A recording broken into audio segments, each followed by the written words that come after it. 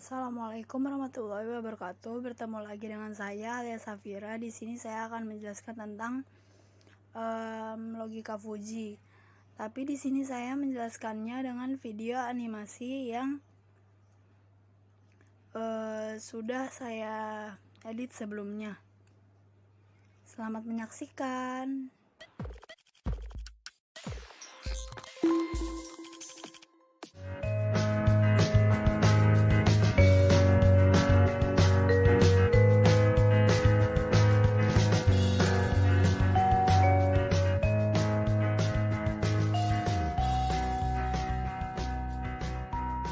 Dalam video ini, saya akan merangkum beberapa hal penting terkait fuzzy logic.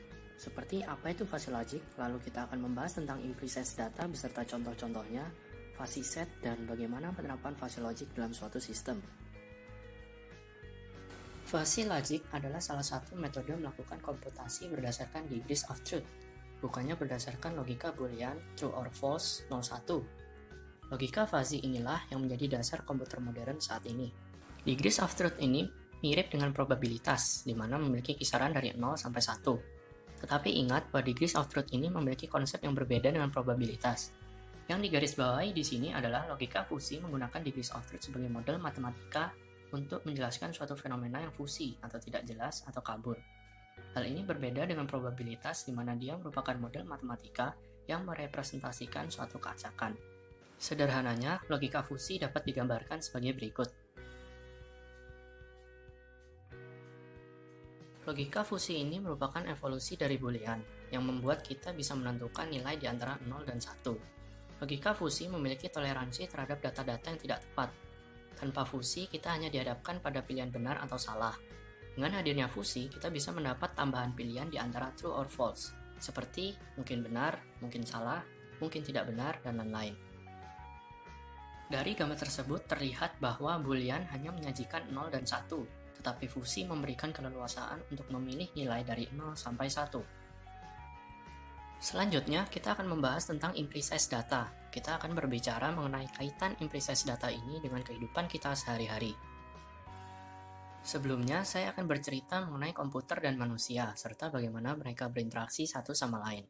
Seperti yang kita ketahui, komputer hanya dapat memproses informasi dalam format biner, yaitu 01, 01, 01, dan seterusnya. Artinya, jika kita ingin berkomunikasi dengan komputer, maka kita butuh belajar bagaimana cara menggunakan kode.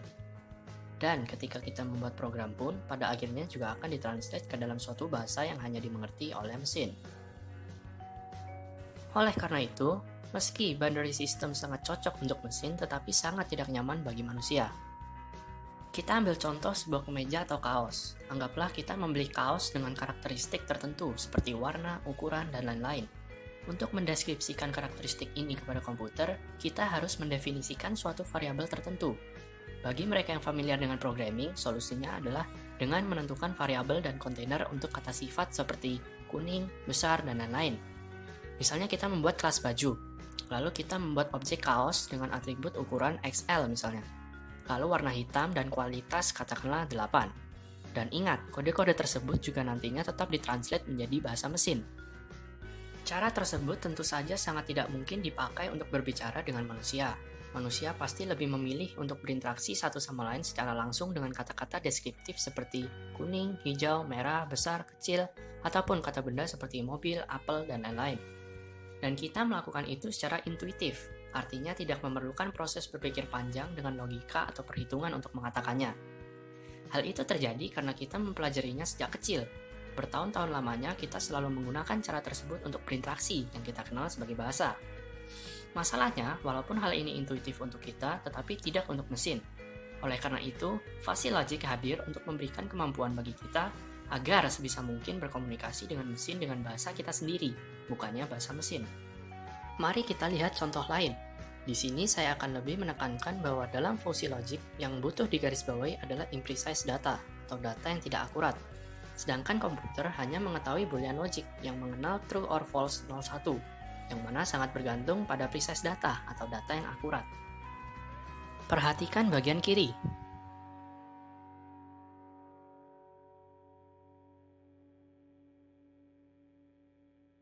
Dari kejadian tadi, kita melihat seseorang sedang menyeberang jalan, sementara ada sebuah mobil yang mendekatinya, dan ada orang lain yang berdiri memberikan informasi detail tentang apa yang terjadi. Seperti, awas, sebuah mobil dengan berat 3 ton dengan kecepatan 90 meter per hour menuju ke arahmu dari utara. Tetapi, jika kita perhatikan, informasi ini cukup tidak berguna bagi orang tersebut. Dan yang dibutuhkan orang tersebut adalah cukup waspada akan bahaya dan segera keluar dari bahaya tersebut. Sedangkan di sisi kanan, terdapat situasi yang sama persis, tetapi informasi yang diberikan hanya awas ada mobil. Dan itu memang informasi yang mungkin dibutuhkan oleh si penyeberang jalan.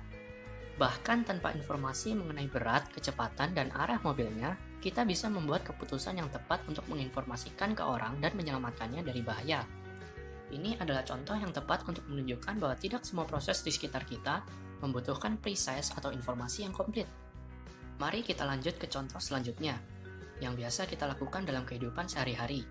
Misalnya menyesuaikan suhu air saat sedang mandi. Walaupun kita berinteraksi dengan mesin dalam kehidupan sehari-hari kita, namun manusia hidup di dunia di mana kita berkomunikasi dengan kata-kata secara langsung, bukannya dengan bit atau byte suatu data yang sangat akurat. Ketika kita mandi, berapa suhu idealnya? Apakah kita pernah memperhatikan bagaimana mesin melakukan penyesuaian suhu? Apakah kita tahu berapa derajat tepatnya suhu air yang cocok untuk kita? Jadi bayangkan jika kita menginginkan suatu komputer untuk menyesuaikan suhu untuk kita. Apabila kita tahu persis derajat suhu yang kita inginkan, maka akan menjadi tugas mudah bagi komputer untuk melakukan tugas tersebut. Karena ada poin yang ditetapkan. Katakanlah kita ingin suhu 60 derajat. Maka komputer akan membaca itu, kemudian sensor akan mengirimkan feedback dengan menaikkan suhu, dan kemudian setelah menyentuh 60 derajat, maka pemanasan akan dihentikan. Namun, bagaimana jika kita tidak punya poin temperatur yang pas di pikiran kita untuk disesuaikan oleh komputer? Karena tampaknya kita lebih sering melakukannya secara intuitif daripada menggunakan angka, formula, derajat, dan hal semacamnya. Kita lebih sering menggunakan kata deskriptif seperti dingin, hangat, agak panas, dan lain-lain untuk menyesuaikan suhu air. Dan sepertinya kita tidak ada masalah melakukan dengan cara itu. Metode ini sangatlah jauh lebih cepat dan lebih nyaman daripada komputer yang melakukannya untuk kita. Tetapi, sebenarnya tugas ini jauh lebih rumit daripada yang terlihat. Orang yang berbeda akan memiliki preferensi suhu yang berbeda pula. Kadang suhu dianggap terlalu dingin untuk satu orang, tetapi mungkin ideal untuk yang lain. Bahkan dalam satu orang yang sama, mungkin memiliki preferensi suhu yang berbeda seiring musim berganti. Membawa semua variasi tersebut kepada komputer akan menjadikan hal tersebut menjadi sangat rumit untuk diselesaikan. Untuk itu, mari kita mengenal yang namanya fuzzy set. Bayangkan suatu apel merupakan anggota dari suatu set apel. Set merupakan suatu himpunan yang berisi semua apel yang ada di dunia, terlepas dari bentuk, warna, dan ukurannya. Jika kita menggigit apel tersebut, apakah itu masih sebuah apel? Apakah masih menjadi bagian dari set yang kita sebutkan sebelumnya? Jika jawabannya ya, coba gigit lagi apelnya dan jawab pertanyaan yang sama.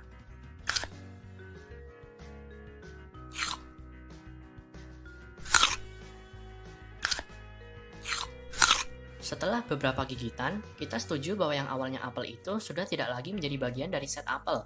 Sekarang lebih ke arah satu set baru yang kita sebut apple core. Tapi bisakah kita tahu kapan sebenarnya apel berubah kondisinya dari apple menjadi apple core? Kita dapat membedakan apel dengan apple core sangatlah mudah. Tapi bagaimana dengan semua kondisi di antaranya? Dari sudut pandang komputer, segera setelah kita menggigit apel, maka bagi komputer itu sudah bukan bagian dari apel lagi, karena itu tidak memenuhi persyaratan dalam set apel. Dan juga bukan milik apple core, karena kita tidak memiliki persyaratannya juga. Jadi, di sini kita menemukan ide bahwa fenomena fisik di dunia ini tidak dapat hanya dikategorikan menjadi false atau true saja, tetapi kita harus bisa mendefinisikan lebih banyak keadaan di antara mereka. Dan di sanalah fuzzy logic berperan sangat penting.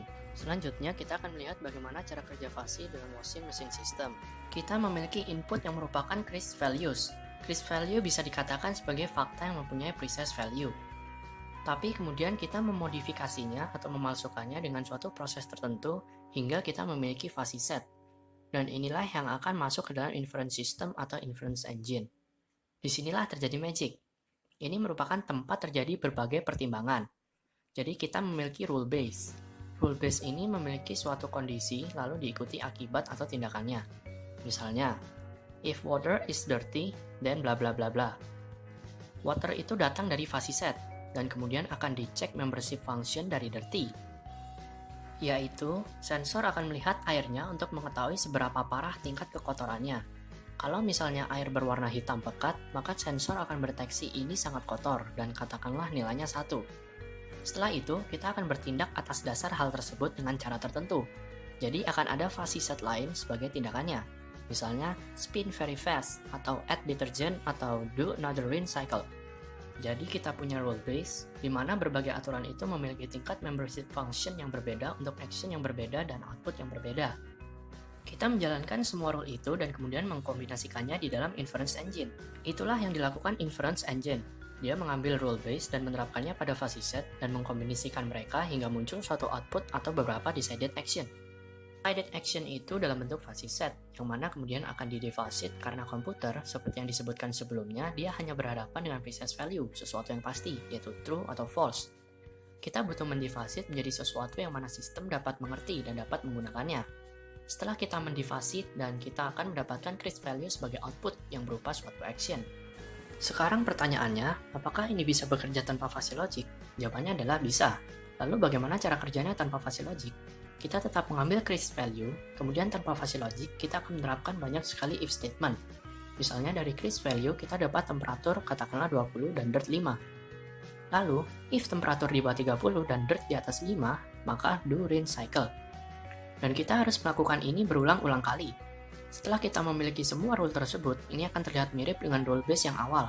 Tetapi perbedaannya adalah, karena kita mendeskripsikan semua rule if statement, dan kita belum melakukan apa-apa terhadap crisp value, maka seolah-olah kita mendefinisikan membership function dalam kondisi-kondisi dalam if statement tadi. Dan itu akan menjadi sangat kompleks dan menjadi tidak mudah untuk di-maintain, atau diubah kodenya dalam masa yang akan datang. Karena jika di masa depan kita mungkin akan mengganti ketentuan suhu atau tingkat kekotoran air untuk membuat mesin cuci menjadi lebih efisien, maka itu akan menjadi sangat merepotkan karena kita harus mengganti keseluruhan if statement dalam sistem. Tetapi pada fuzzy, kita tidak perlu mengganti rule base, tetapi hanya perlu mengganti definisi. Sekian video kali ini, semoga bermanfaat. Thanks for watching.